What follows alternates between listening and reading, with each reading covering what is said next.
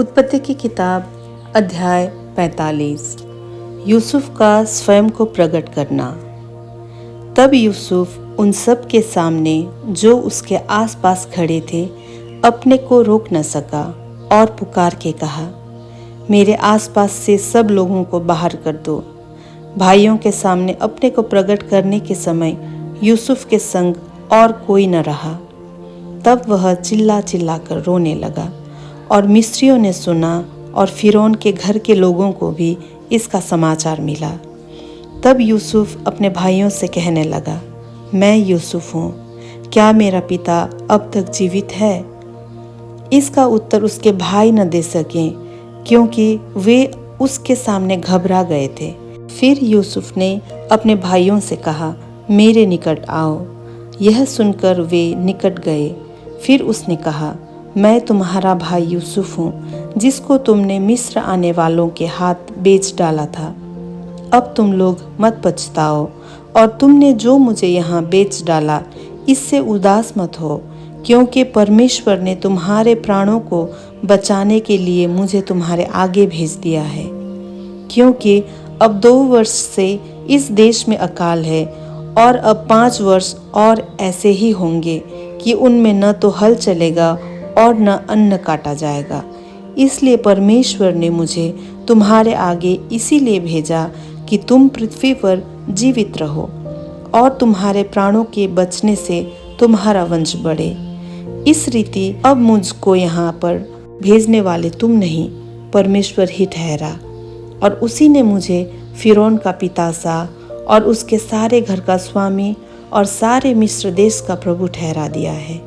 अतः शीघ्र मेरे पिता के पास जाकर कहो, तेरा पुत्र यूसुफ ये कहता है कि परमेश्वर ने मुझे सारे मिस्र का स्वामी ठहराया है। इसलिए तू मेरे पास बिना विलंब किए चला आ।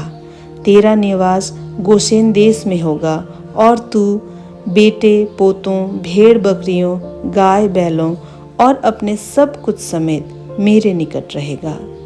और अकाल के जो 5 वर्ष और होंगे उनमें मैं वही तेरा पालन पोषण करूँगा।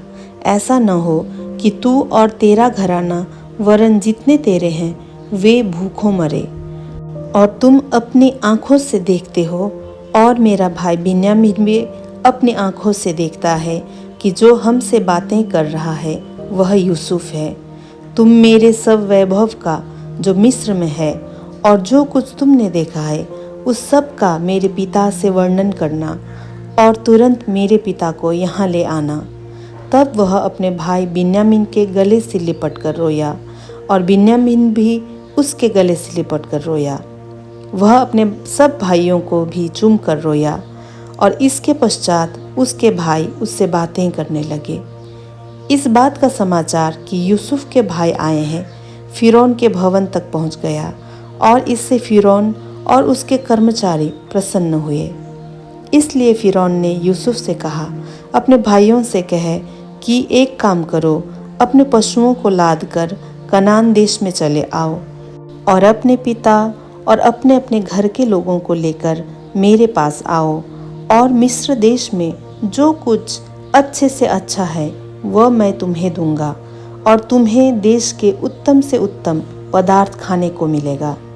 और तुझे आज्ञा मिली है, तुम एक काम करो कि मिस्र देश से अपने बाल बच्चों और स्त्रियों के लिए गाड़ियां ले जाओ और अपने पिता को ले आओ और अपनी सामग्रियों का मोह न करना, क्योंकि सारे मिस्र देश में जो कुछ अच्छे से अच्छा है वह तुम्हारा है। इज़राइल के पुत्रों ने वैसा ही किया और यूसुफ ने फिरौन की आज्ञा के अनुसार उन्हें गाड़ियां दी और मार्ग के लिए भोजन सामग्री भी दी। उनमें से एक एक जन को उसने एक एक जोड़ा वस्त्र भी दिया और बिन्यामीन को 300 रुपये के टुकड़े और 5 जोड़े वस्त्र दिए। अपने पिता के पास उसने जो भेजा वह यह है, अर्थात मिस्र की अच्छी वस्तुओं से लदे हुए 10 गदहे है और अन्न और रोटी और उसके पिता के मार्ग के लिए भोजन वस्तु से लदी हुई 10 गदहियाँ। तब उसने अपने भाइयों को विदा किया और वे चल दिए। और उसने उनसे कहा, मार्ग में कहीं झगड़ा न करना। मिस्र से चलकर वे कनान देश में अपने पिता याकूब के पास पहुँचे और उससे यह कहा, यूसुफ अब तक जीवित है और सारे मिस्र देश पर प्रभुता वही करता है।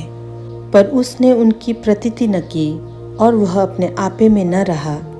तब उन्होंने अपने पिता याकूब से यूसुफ की सारी बातें जो उसने उनसे कही थी कह दी। तब उसने उन गाड़ियों को देखा जो यूसुफ ने उसके ले आने के लिए भेजी थी। तब उसका चित्त स्थिर हो गया और इज़राइल ने कहा, बस मेरा पुत्र यूसुफ अब तक जीवित है, मैं अपनी मृत्यु से पहले जाकर उसको देखूंगा। उत्पत्ति की किताब अध्याय 45 यहाँ पर समाप्त होती है।